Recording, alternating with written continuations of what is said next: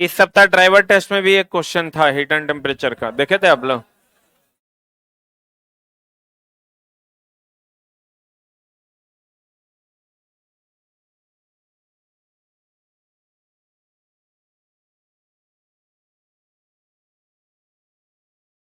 आज हम लोग पढ़ने वाले हैं ऊष्मा संचरण की विधि।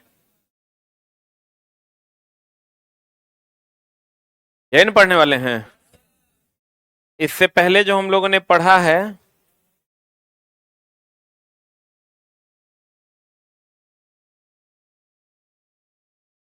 वो ये पढ़ा है कि ऊष्मा उत्पन्न होती है अणुओं की गतिज ऊर्जा से।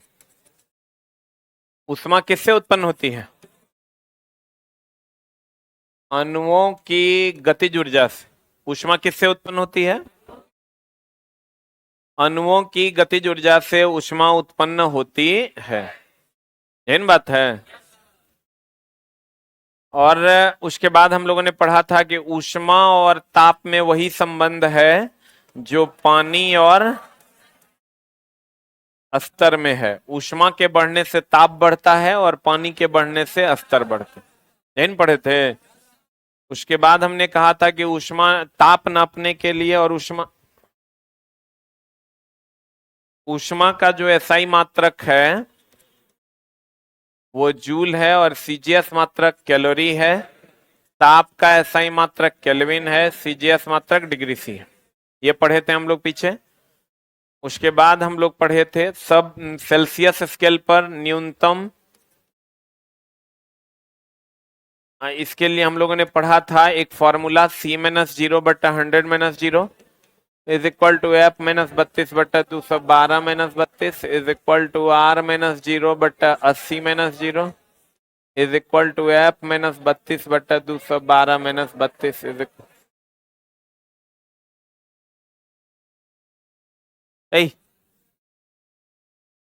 क्या प्रॉब्लम है?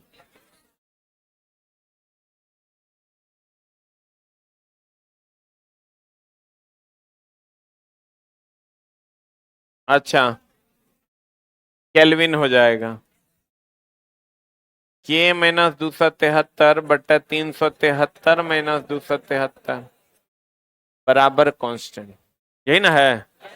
C-0/100-0 F-32/212 R-0/80-0 K-273/373 यही ना है? बराबर क्या? कांस्टेंट। बराबर क्या? कांस्टेंट। अब इसमें हमने कहा था ये सब महत्तम बिंदु है और जितने महत्तम बिंदु है ये सब क्वथनांक है। महत्तम बिंदु क्या है? क्वथनांक। और जितने न्यूनतम बिंदु है ये सब क्या है? हिमांक। जितने न्यूनतम बिंदु है सब क्या है? हिमांक। जितने उच्चतम बिंदु है क्वथनांक। उसके बाद हमने कहा था ज्वर मापी को फ़ारेनहाइट में व्यक्त करते हैं। तापयुग्म तापमापी सीबेक प्रभाव पर काम करता है। बोलो ना रे। तापयुग्म उसके बाद हमने पढ़ा था पायरोमीटर जो उच्च ताप को नापता है, क्रायोजेनिक जो निम्न ताप को नापता है। यही ना बताए थे? पायरोमीटर जो उच्च ताप को नापता है वो 800 डिग्री सी से अधिक नापता है। कितना से अधिक नापता है? 800 डिग्री सी से अधिक ताप को नापता है।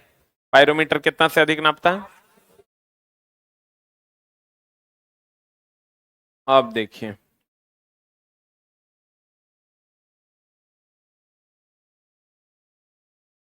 कहते हैं एक है चालन और एक है संवहन। पहले इन दोनों को पढ़ लेते हैं फिर हम लोग विकिरण पढ़ेंगे। चालन क्या होता है और संवहन क्या होता है? जैसे हम पैसा इनको दिए, ये उनको दिए, वो उनको दिए, वो उनको दिए, तो ये हो गया चालन। और हम सीधा जाके पैसा उनको दे दिए तो संवहन। मतलब हम चल के गए और उनको जाके पैसा दे दिए तो संवहन है। हम इनको पैसा दिए, ये उनको पैसा दिए, वो उनको पैसा दिए, उनको पैसा दिए, ये हो गया चालन। क्या हो गया ये? चालन में एक से दूसरे को, दूसरे से तीसरे को, तीसरे से चौथे को, चौथे से पांचवें को अनु हम नहीं जाएंगे। हम इसको देंगे, ये उसको देगा, वो उसको देगा, वो उसको देगा, तो चालन है। हम जाके उसको दे देंगे, हम चलेंगे और उसको जाके दे देंगे, संवहन। फॉर एग्जाम्पल जैसे आप ले लीजिए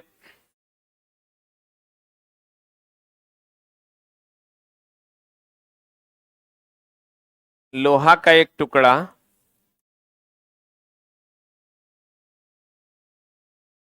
इसको आप गर्म कीजिए। क्या कीजिए? गर्म कीजिएगा। तो गर्म कीजिएगा तो ये गर्म होगा, एक कण दूसरे कण को गर्म करेगा, दूसरा तीसरे को तीसरा, चौथे को चौथा, पांचवें को पांचवा, छठे को छठा, सातवें को, गर्म होता चला जाएगा। ये क्या है? चालन है। और अगर आप पानी को गर्म करते हैं,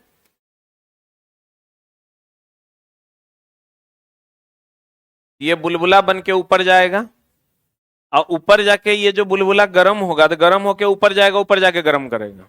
ये क्या है? संवहन। क्या है ये?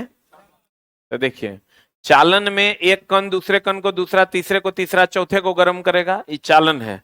और संवहन में ये कण ऊपर जाके गर्मी ट्रांसफर करेगा, तो ये संवहन। क्या है ये? नहीं समझे? एक कण दूसरे कण को, दूसरा तीसरे को, तीसरा चौथे को, चौथा पांचवें को गर्म करेगा, चालन। एक कण दूसरे को यहां जाके गर्मी प्रदान करेगा, उठ के जाएगा बुलबुला, उसको हम लोग क्या कहते हैं? संवहन। क्या कहते हैं उसको? यही है चालन और क्या? संवहन। तो चालन में कणों का स्थानांतरण नहीं होता।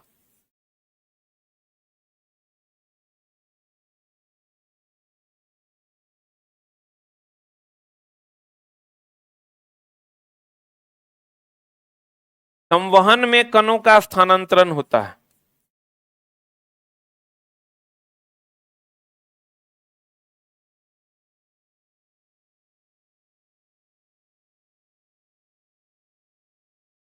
चालन में कणों का स्थानांतरण नहीं होता, ठीक है। संवहन में कणों का स्थानांतरण होता है। नहीं समझे? चालन में कणों का स्थानांतरण नहीं होता। होता कि नहीं होता? आज संवहन में कणों का स्थानांतरण होता है, ठीक है। यानी ये कण गर्म होकर ऊपर जाते हैं और तब गर्मी देते हैं। इसमें एक कण दूसरे जगह नहीं जाता है, एक कण दूसरे को, दूसरा तीसरे को, तीसरा चौथे को गर्म करता है। इसको हम लोग क्या कहते हैं? चालन। ये कण उठ के, जैसे लोहा है, ये लोहा है और ये क्या है? पानी। तो लोहा में एक कण दूसरे को, दूसरा तीसरे को, तीसरा चौथे को गर्म करता है, ये क्या हो गया? चालन। ये पानी का बुलबुला ऊपर जाके गर्म करता है, क्या हो गया? संवहन। तो देखिए, इसका, इसमें कणों का स्थानांतरण नहीं होता है और इसमें कणों का स्थानांतरण होता है। तो इसका जो एग्जाम्पल है, इसका एग्जाम्पल है ठोस, इसका एग्जाम्पल है द्रव या गैस। सबसे धीमा विधि है चालन और सबसे तीव्र विधि है विकिरण, जिसको अभी हम लोग पढ़ेंगे आगे। सबसे धीमा विधि कौन है? चालन। और सबसे तीव्र विधि विकिरण। अब विकिरण क्या है वो भी देख लीजिए। विकिरण होता है जब सूर्य की ऊष्मा, ये सूर्य है, जब सूर्य की ऊष्मा जो पृथ्वी तक पहुंचती है विकिरण विधि द्वारा। अब एक बात बताइए, कुछ दूरी तक वायुमंडल नहीं है,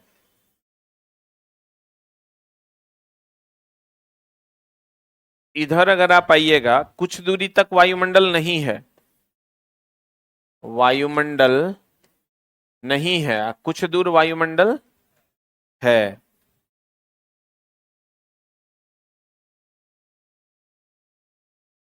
कुछ दूरी तक वायुमंडल नहीं है, कुछ दूर तक वायुमंडल है। बोलो हाँ या ना। तो जहां वायुमंडल नहीं है, जहां वायुमंडल नहीं है और कुछ दूर वायुमंडल है, अगर वायुमंडल नहीं है, वायुमंडल नहीं है, तो यहां उष्मा का संचरण जो होता है ये विकिरण विधि द्वारा होता है। तो हम लोग कहते हैं, अब बताइए, यहां वायुमंडल आपका जो सूर्य की किरणें आ रही है, तो क्या जितना गर्म डायरेक्ट सनलाइट में लगेगा उतना यहां लग रहा है क्या? लग रहा है क्या? इसका मतलब पूरे वायुमंडल को गर्म नहीं करता है। अगर पूरे वायुमंडल को गर्म करता, जितना सामने से सनलाइट का लगता उतना अभी यहां भी गर्मी होता। बोलो रे। तो देखिए, उष्मा संचरण की वह विधि जहां वायुमंडल नहीं रहने पर या वायुमंडल रहने पर वायुमंडल को बिना गर्म किए उष्मा का संचरण एक जगह से दूसरे जगह हो जाता है, यह विधि विकिरण। इसका डिफिनेशन है, उष्मा संचरण की वह विधि जहां उष्मा का संचरण एक जगह से दूसरे जगह तक बिना वायुमंडल के या वायुमंडल रहने पर वायुमंडल को बिना गर्म किए करता है, लेकिन उतना ज्यादा गर्म नहीं करता है। वायुमंडल को बिना गर्म किए अगर एक जगह से दूसरे जगह आ जाता है तो इसको हम लोग क्या कहते हैं? विकिरण। और सबसे तीव्र विधि कौन है? विकिरण। सूर्य की उष्मा का पृथ्वी तक पहुंचना विकिरण है। भट्ठी की उष्मा का आप तक पहुंचना क्या है? विकिरण है। अब जो सूर्य की उष्मा यहां से यहां तक आती है विकिरण द्वारा, यहां आकर वायु को गर्म करेगा। तो वायु को गर्म करना यानी गैस को गर्म करना। तो गैस को गर्म करना क्या होगा? संवहन। नहीं समझे? अगर सूर्य की उष्मा पृथ्वी तक पहुंचती है विकिरण द्वारा, लेकिन यहां आकर वायुमंडल को गर्म करती है, तो वायुमंडल में तो गैस है, तो गैस को गर्म करेगी कौन विधि द्वारा? संवहन विधि। नहीं समझे? क्या समझे? सूर्य की उष्मा पृथ्वी तक आती है किस विधि द्वारा? विकिरण विधि द्वारा। बोलो रे। सूर्य की उष्मा पृथ्वी तक पहुंचती है विकिरण विधि द्वारा, और यहां आकर वायुमंडल को गर्म करती है कौन विधि द्वारा? संवहन विधि द्वारा। क्यों? क्योंकि यहां वायुमंडल में वायु है, गैस है, तो गैस को गर्म करेगी कौन विधि द्वारा? संवहन। क्लियर है?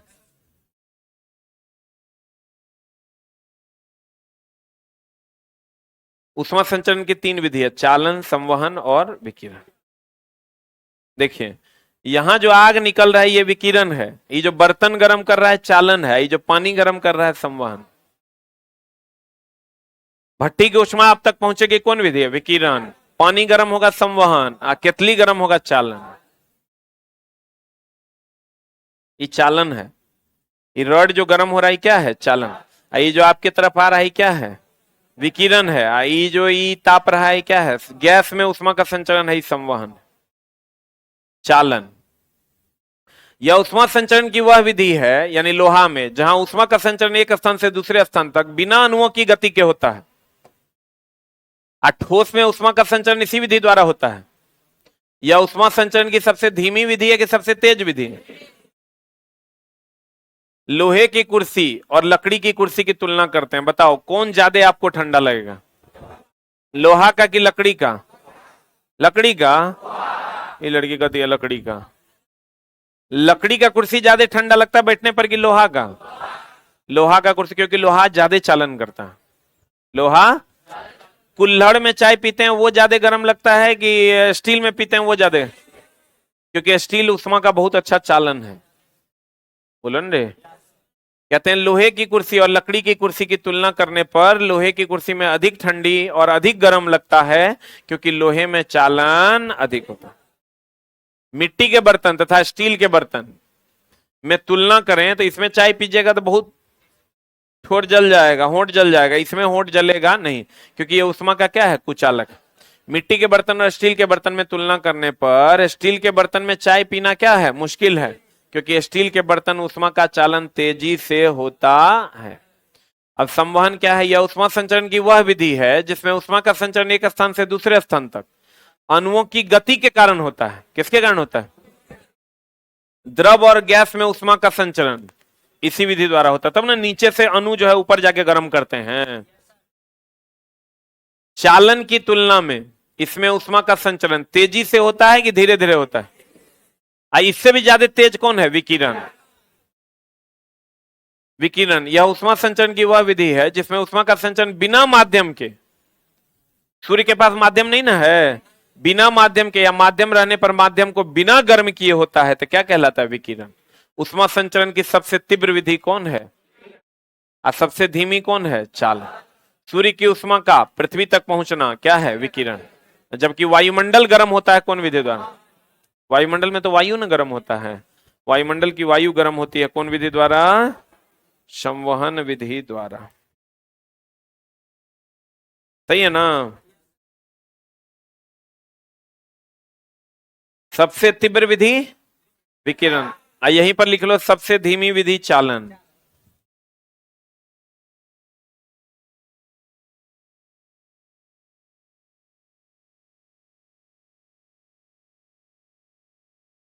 सबसे धीमी विधि क्या है? चालन।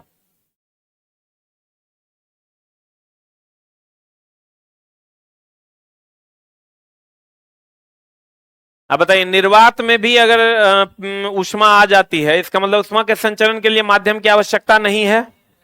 देखें ना, यहां वायुमंडल नहीं है फिर भी आ रहा है, इसका मतलब ऊष्मा के संचरण के लिए माध्यम की आवश्यकता नहीं है। लिख लो।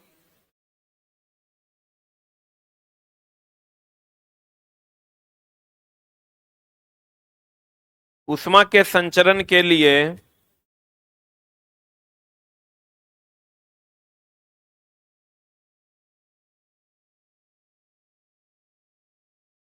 माध्यम की आवश्यकता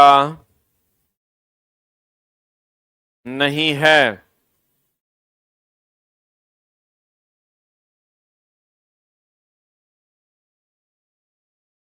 ऊष्मा के संचरण के लिए किसकी आवश्यकता नहीं है?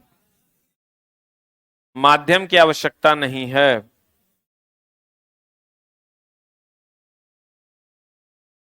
अब बताओ, भट्ठी की ऊष्मा का मनुष्य तक पहुंचना क्या है? विकिरण। कुछ लोग इसको संवहन में भी रखते हैं। अब एक बात बताइए, धातु का टेबल ले लीजिए आप। किसका टेबल ले लीजिए? ये धातु का टेबल ले लीजिए।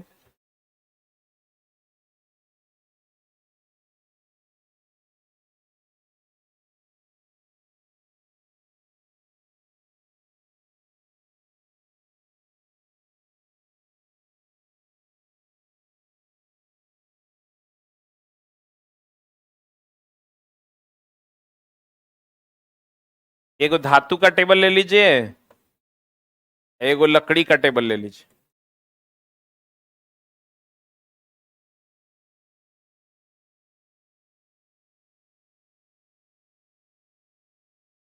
एगो धातु का टेबल और एगो किसका? लकड़ी का टेबल। सही है ना? अब चला जी, धातु के टेबल और लकड़ी के टेबल में फर्क क्या होगा कि धातु के टेबल में चालन होगा और लकड़ी के टेबल में चालन नहीं होगा।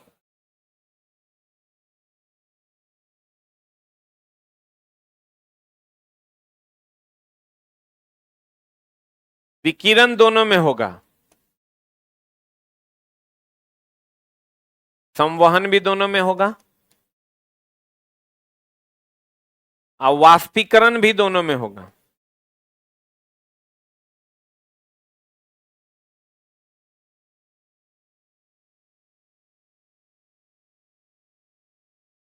कहते हैं, चला जी गौर से देखिए, चालन, संवहन और विकिरण, वाष्पीकरण, चार प्रोसेस है ठंडा होने का।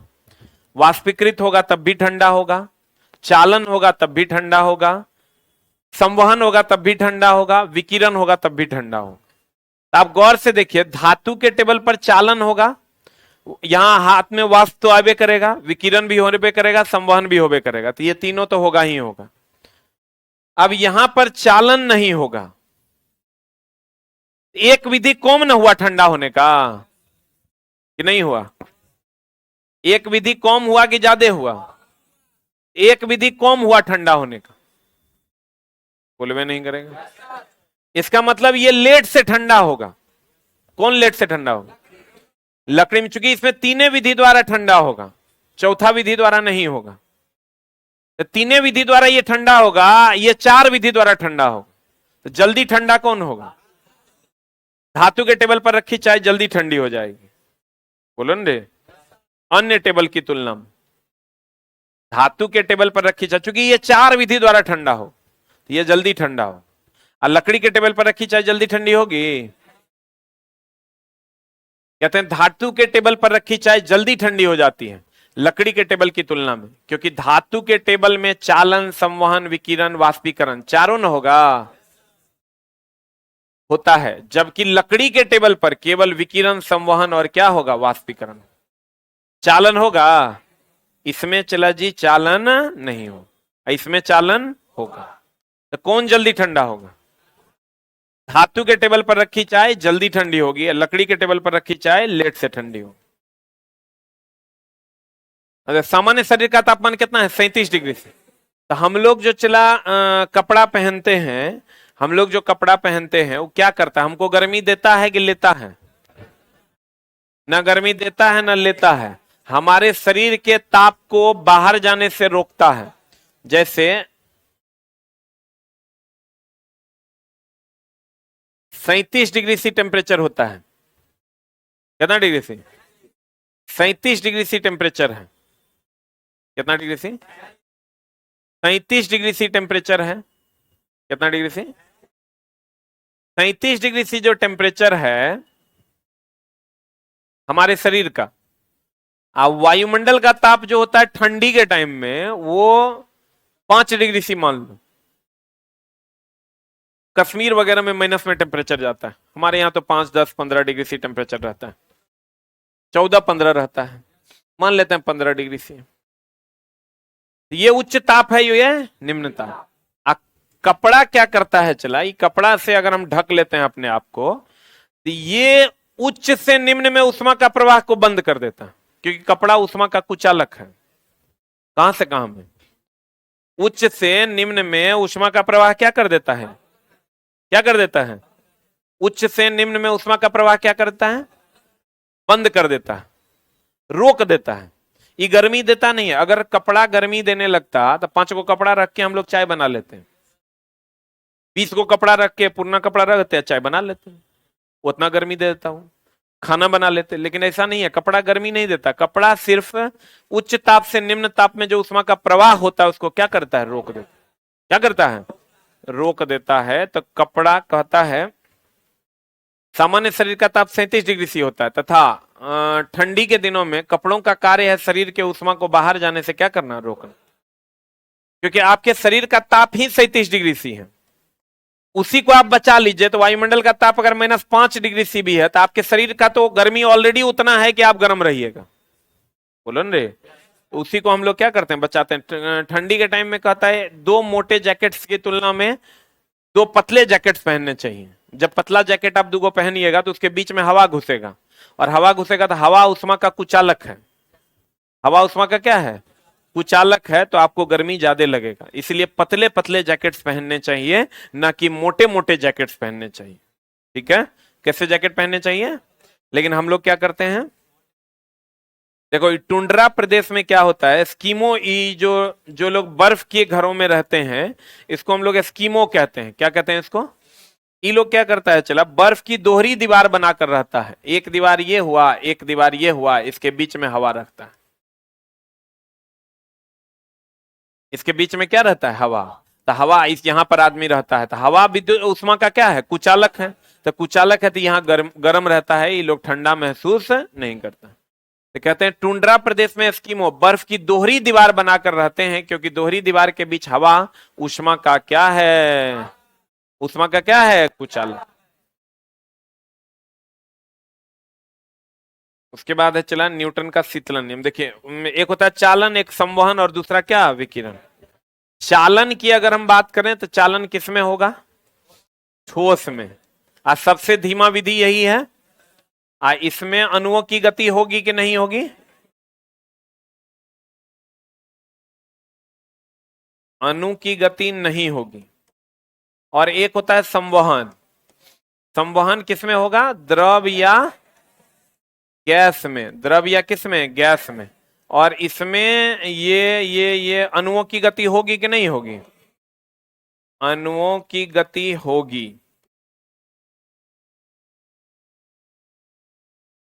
और एक है विकिरण। क्या है चलाइए?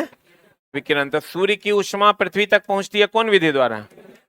आप भट्टी की उष्मा आप तक पहुंचती है कौन विधि द्वारा? विकिरण। और सबसे तेज विधि कौन है? सबसे तेज विधि कौन है? विकिरण। सबसे तेज विधि कौन है? उष्मा संचरण की सबसे तेज विधि कौन है? विकिरण। अब देखिए, ये तो हो गया चालन, संवहन और क्या? विकिरण। कभी कभी आपको क्वेश्चन पूछता है कि केतली में अगर पानी है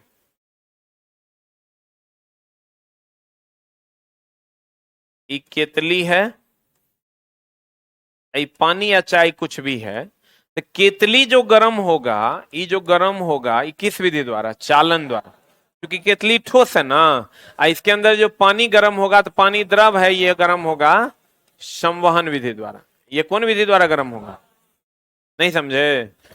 अगर केतली गर्म होगा, क्या गर्म होगा? केतली गर्म होगा चालन विधि द्वारा, और पानी गर्म होगा संवहन विधि। क्लियर है? इसको लिख लीजिए एक जगह। केतली गर्म होता है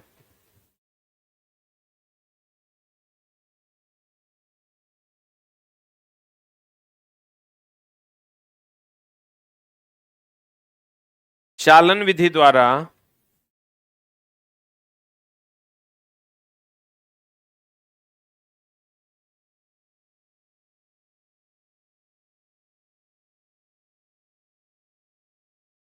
केतली गर्म होता है चालन विधि द्वारा, तथा केतली में रखा द्रव, तथा केतली में रखा द्रव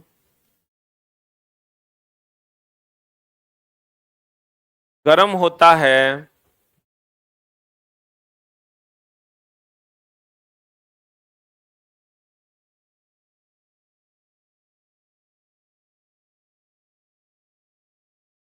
संवहन विधि द्वारा।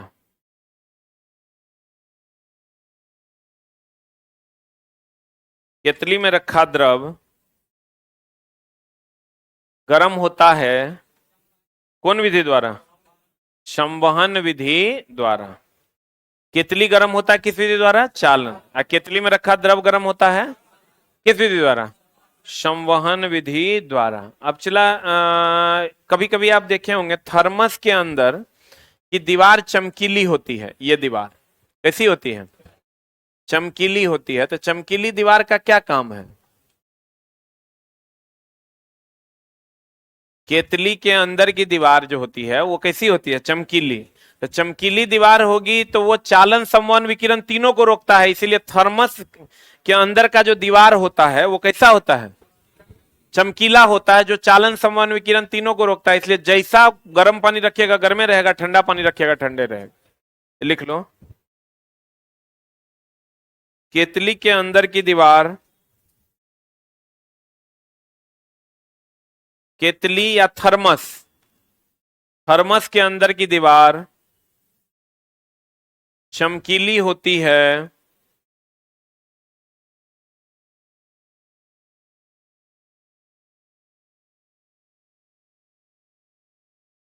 कैसी होती है? चमकीली होती है चालन, संवहन और विकिरण को रोकने के लिए।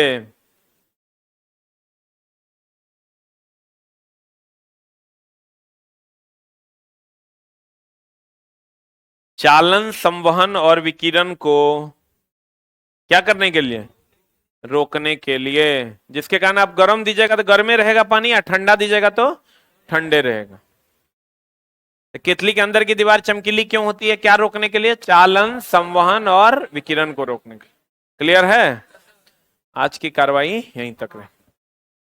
अच्छा, इट में भी कि कल क्लास डिस्टर्ब रहेगा। अगर रहेगा तो बता दिया जाएगा, वैसे चांस है कि क्लास होगा। कहीं मत पूछना, उस टाइम आना। अगर बता देगा क्लास नहीं है तो क्लास सस्पेंड होगा, अपने अपने क्लास में चले जाना। अभी मत पूछना ट्रेड होगा कि नहीं, ये होगा कि नहीं, वो होगा नहीं। इस क्लास के बाद इस क्लास में, उस क्लास के बाद उस क्लास। वैसे क्लास ज्यादा चांस है कि होगा ही।